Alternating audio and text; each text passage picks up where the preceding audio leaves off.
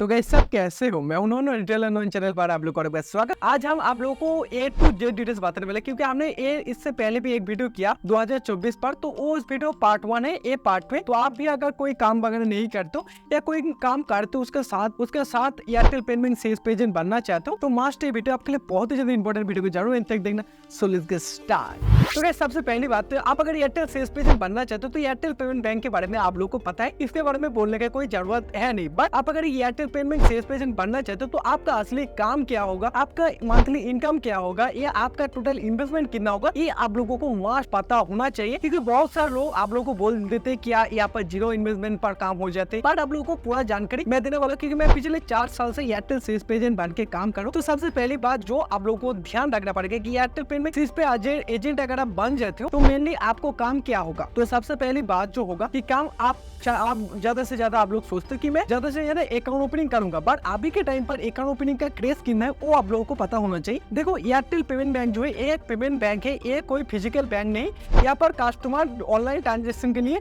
या छोटे मोटे ट्रांजेक्शन करने के लिए इस बैंक को ओपन करती है। तो पहले इस बैंक पर अकाउंट ओपनिंग चार्ज वगैरह या बहुत सारे जो चार्जेस है एयरटेल पेमेंट बैंक का, जिसके ऊपर भी स्पेसिफिक वीडियो ही है एयरटेल पेमेंट बैंक पर कितना चार्ज करते हैं, जो वीडियो भी आप लोग चेकआउट कर सकते हो, जो कि मैं वीडियो पर इन पे दे दूंगा। देखो यहाँ पर बहुत सारे चार्जेस है, जिसके वजह से अभी के टाइम पर बहुत सारे लोग एयरटेल पेमेंट बैंक ओपन करने चाहते हुए जब चार्ज के बारे में सुन लेते तो अकाउंट ओपनिंग नहीं करते। तो पहले से मुकाबले एयरटेल पेमेंट बैंक का क्रेज अभी बहुत कम हो चुके, बट एक पॉजिटिव पॉइंट भी है कि अभी के टाइम पर पेमेंट बैंक मतलब सिर्फ एयरटेल पेमेंट बैंक की अच्छा खासा जिंदा है। बाकी का जिंदा पेटीएम पेमेंट बैंक था वो तो बंद हो चुके। बाकी जियो पेमेंट बैंक जो और लोगों को ओपन करने में बहुत ज्यादा प्रॉब्लम आते हैं, जिसकी वजह से ज्यादा लोग अगर अभी के टाइम पर पेमेंट बैंक सोचते तो मास्टर एयरटेल पेमेंट बैंक को चूज करती है। देखो एयरटेल पेमेंट बैंक पर इसके अलावा आप अगर सोचते हो कि एयरटेल पेमेंट बैंक पर कितने सर्विस है, तो लगभग 15 से 20 सर्विस है, उससे ज्यादा ही मिलेगा। बट मैं आप लोगों को कुछ इंपॉर्टेंट सर्विस के बारे में बताता हूँ, जिसके बारे में आप लोगों को ध्यान रखना पड़ेगा या उसके बारे में आप लोगों को जानना भी पड़ेगा। सबसे पहले एयरटेल पेमेंट बैंक, उसमें आप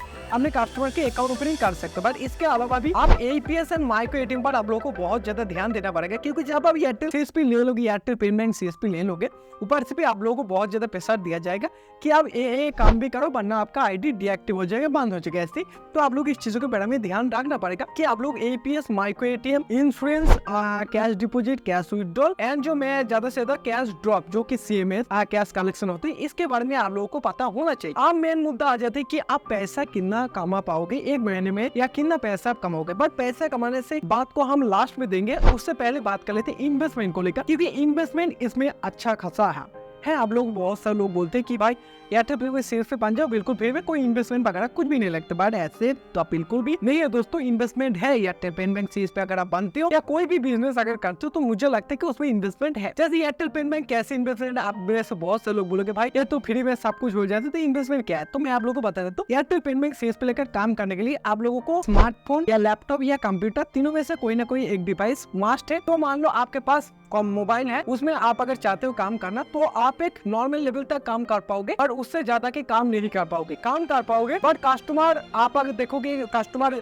आपके पास आके देखेंगे आप मोबाइल पर काम करो, तो कस्टमर थोड़ा सा डाउट मिलेगा, भाई कैसे बैंक वाला है ये मोबाइल पर काम करता है। आप लोगों को लैपटॉप या कंप्यूटर पर सिर्फ होना ही पड़ेगा, इन्वेस्टमेंट लग जाता है। अभी लगभग 30,000 के अंदर एक अच्छा लैपटॉप या कंप्यूटर आप लोगों को मिल जाएगा। उसके बाद क्या आ जाता है, एक बायोमेट्रिक डिवाइस, जो कि जहाँ पर हम अंगूठा लगाते हैं, वो डिवाइस मस्ट है, मैंडेटरी है। एयरटेल पेमेंट सीएसपी आप अगर बन जाते हो, एजेंट बन जाते हो या सीएसपी आईडी मिल जाते हो, तो मस्ट है कि आपको बायोमेट्रिक डिवाइस लेना पड़ेगा। मोरफो, मंत्रा और भी बहुत सारे कंपनी है, तो एवरेज पकड़ो तो लगभग 3,000-3,500 के आसपास एक बायोमेट्रिक डिवाइस मिल जाए। तो आप मान सकते हैं एक लैपटॉप पर आपका खर्चा आ रहा है। आप तीसरे पर जो बात कर लेते हैं कि भाई आपको कौन सा चीज चाहिए, भाई एक प्रिंटर भी बहुत ज्यादा जरूरी है। कि जब आप एपीएस में काम करोगे या माइक्रो एटीएम पर काम करोगे, उस टाइम पर कस्टमर का रिसिप्ट देना मैंडेटरी है, या आप जो एयरटेल पेमेंट बैंक ओपन करोगे उसका भी पासबुक अपने कस्टमर को देना मैंडेटरी है।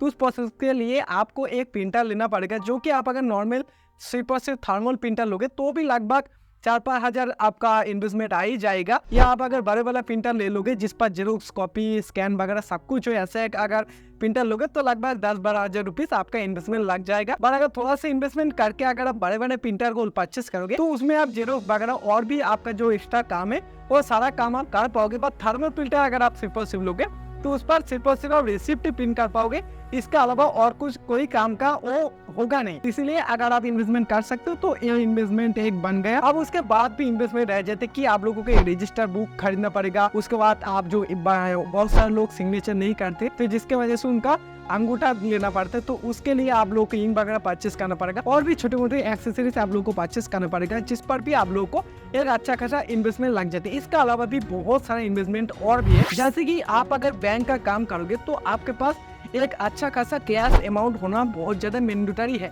या कैश अमाउंट नहीं, आपके पास एक इन्वेस्टमेंट होना जरूरी है। 20,000 रुपीज मिनिमम इन्वेस्टमेंट चाहिए। जैसे 10,000 रुपीज आपका जो एयरटेल CSP BC वॉलेट है उस वॉलेट पर रहेगा और 10,000 रुपीज आपका कैश रहेगा, क्योंकि आपके पास अगर कोई कस्टमर आए जिन्होंने चाहा कि मैं DMT करूं तो उस पोजीशन पर आप कस्टमर को आपके जब 20 वॉलेट पर पैसा रहेगा तभी आप DMT या मनी ट्रांसफर कर पाओगे। और अगर आपके पास कोई कस्टमर आते हैं जो बोलते हैं कि मुझे कैश विड्रॉल करना है, जब आप उनके APS के थ्रू MATM के थ्रू पैसे विड्रॉल करोगे तो कस्टमर को कैश देना पड़ेगा।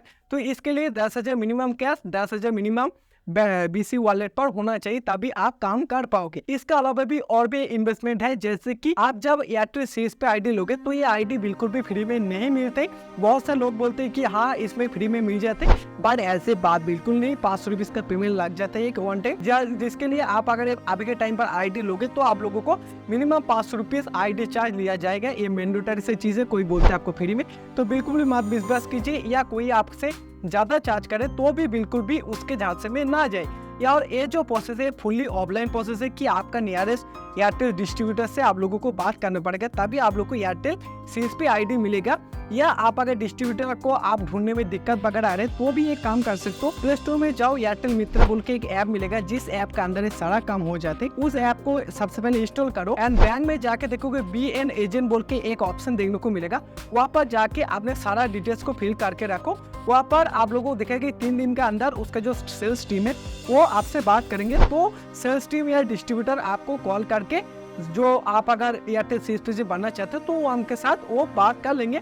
बाकी आप अगर अपने नियरेस्ट एयरटेल CSP स्टोर कहाँ पर है या डिस्ट्रीब्यूटर कहाँ पर है आपको पता है, तो डायरेक्ट आप उस जगह पे जाके भी बात कर सकते हो। बहुत आसान तरीके से आप लोगों को एयरटेल CSP एजेंट मिल जाएगा। अगर डॉक्यूमेंट के बात अगर हम करें तो बहुत आसान, आधार कार्ड पैन कार्ड मैंडेटरी है। आप बैठने के लिए जगह होना चाहिए, जिस जगह पर बैठ के काम करोगे कस्टमर आएंगे तो ऐसे एक जगह होना चाहिए। उसके बाद आपको एयरटेल BC ID मिल जाएगा और मिलने के बाद ये सारा काम आप स्टार्ट कर सकते हो। तो इसमें इन्वेस्टमेंट अच्छा खासा इन्वेस्टमेंट है दोस्तों, बहुत बड़ी इन्वेस्टमेंट इसमें है। बाकी अगर आप चाहते हो कि मैं इन्वेस्टमेंट ना करूं फिर भी काम कर पाओगे, बट ज्यादा दिन तक इस टाइप से नहीं कर पाओगे, बट जब इन्वेस्टमेंट सही तरीके से करोगे तो ये अच्छा खासा इनकम आप इस जगह से जनरेट कर पाओगे। आज मेन मुद्दा आ जाती है भाई लोग, हम इनकम कितना करें। तो मैं मानता हूँ कि एक महीने में एक एयरटेल CSP एजेंट अगर अच्छा खासा काम करे तो 15,000 रुपीज तक आराम से कमा सकते। कैसे, मैं आप लोग को बता देता हूँ दोस्तों, क्योंकि इसके लिए भी मैं थोड़ा सा हिसाब किताब कर चुके हूँ।